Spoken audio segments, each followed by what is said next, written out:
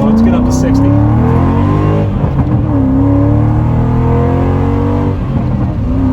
Okay, here we go. Whew. Getting them rotors hot. Hey everybody, welcome back to the channel. On this episode, I'm going to show you what you need to know in order to get ready for track days in your Mustang. Specifically, we're going to talk about pad selection, rotors, and also some little things you might want to do before you get out on the track and really start hammering on your car. Back from the store, got all the goods. I'll run you through the setup. So what I did was I went online. I heard some good reviews. Up the Power Stop track day pads. I've got the part numbers over here for you guys. You can buy this as a kit, and it comes with front and rear pads as well as front and rear rotors. Now, some people may disagree. I have quite a few friends who do track days frequently, and basically what they told me was, hey, don't spend a ton of money on rotors, spend your money on the pads. And that's kind of what this kit seems to come with. Some other things you're gonna wanna get. This was on sale at AutoZone, $2.50, so I picked up 4 because sometimes they're more expensive. So get yourself plenty of brake clean. You won't need this much, you won't need 4, but you know, it never hurts.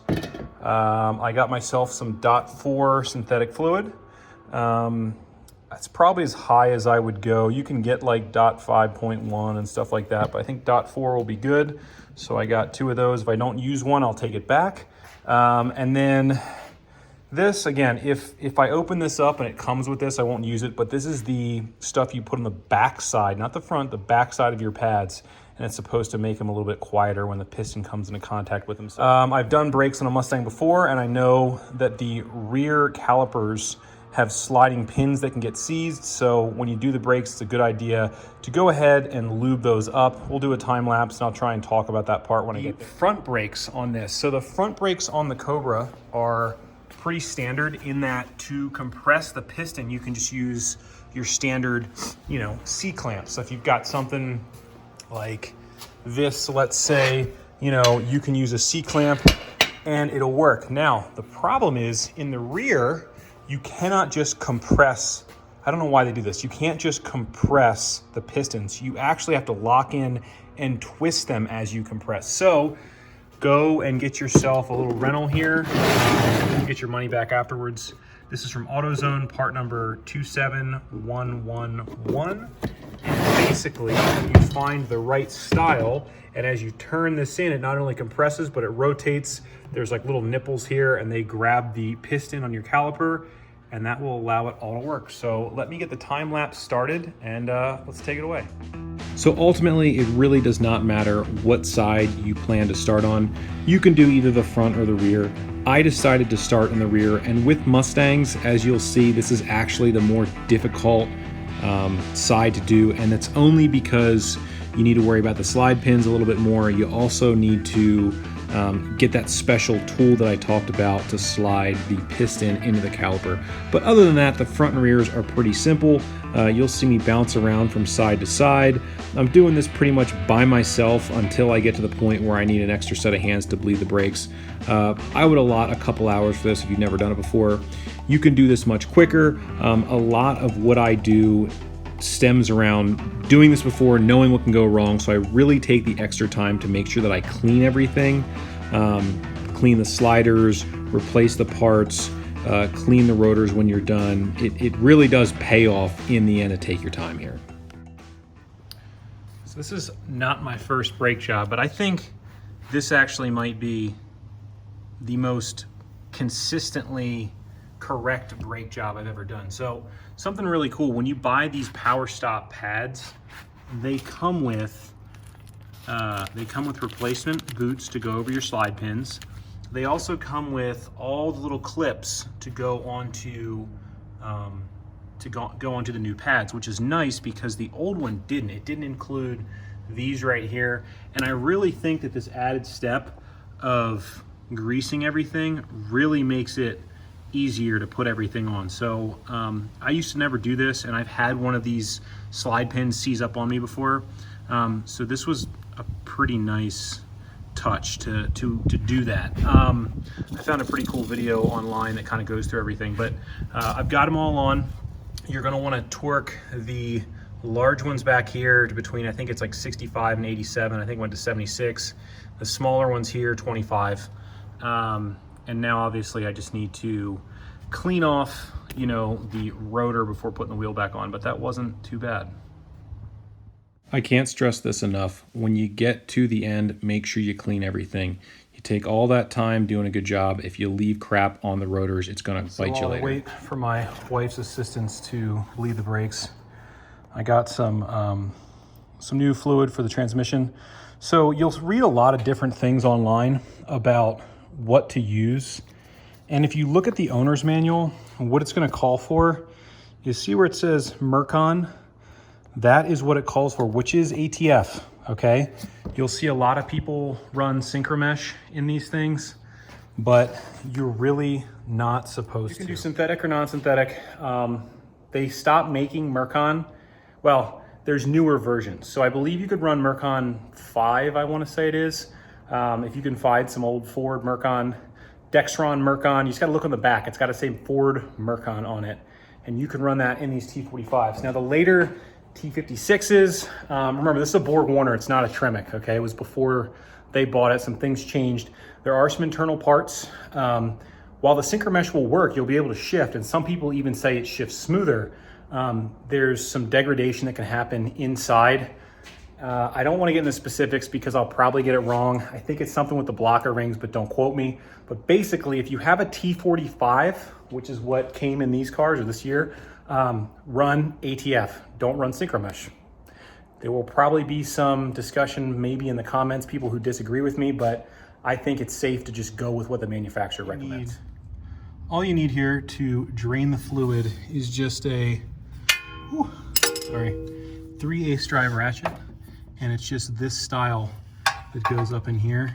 Boom, loosen it up, and that's how you drain it. And then up higher is the fill, and the trick with these, so the fill's up there, and the trick is you just fill it up until you see it start draining out, and that's how you know it's full. So I'll go ahead and drain this. I'm gonna need 2 sets of hands. I'm gonna put the camera down. Okay, now that that's wrapped up, we can go back to the brakes. I had my wife come out and she helped me bleed them. You could do this by yourself with the Mighty Vac, but it is a lot easier with an extra set of hands. You do want to make sure, since you're going to be on the track, get rid of that old fluid and replace it with either a .4 or a .5.1. Moving on to the front, it's more or less the same.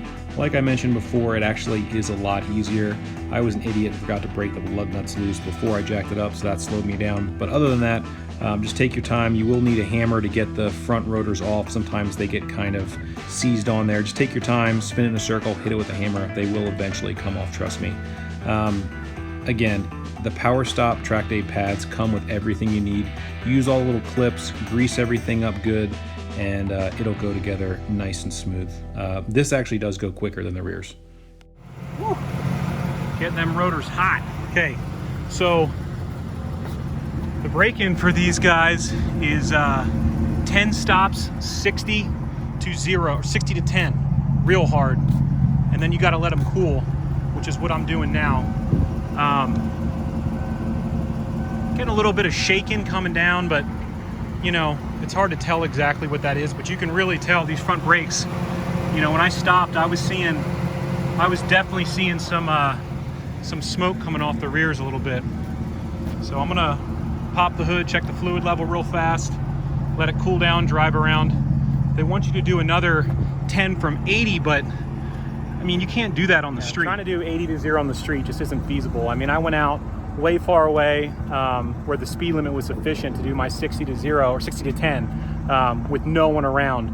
But man, like you can't do 80 to 10 on the street. It's just not, it's not plausible. So I'm gonna drive around, see how long they want them to cool for, and then go and do probably a couple more 60 to 10 and then call it. But I'm gonna check the fluid right now.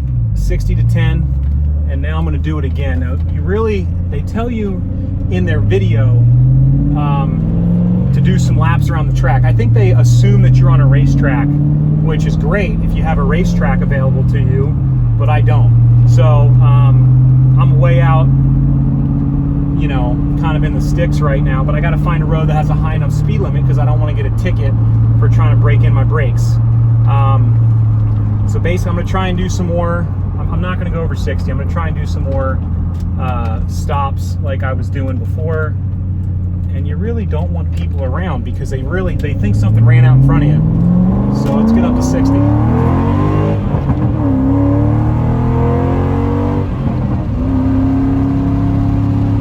Okay, here we go. Okay, that was one. Let's see how many more we can do.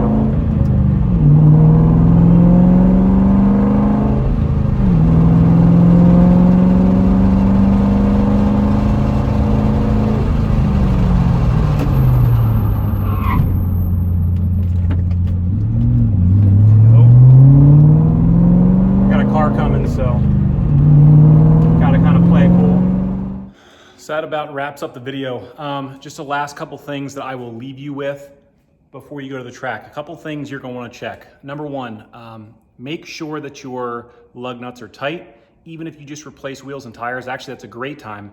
You want to drive it for a little bit, go back and retorque them. That's one item. While we're talking about wheels and tires, check your tire pressures.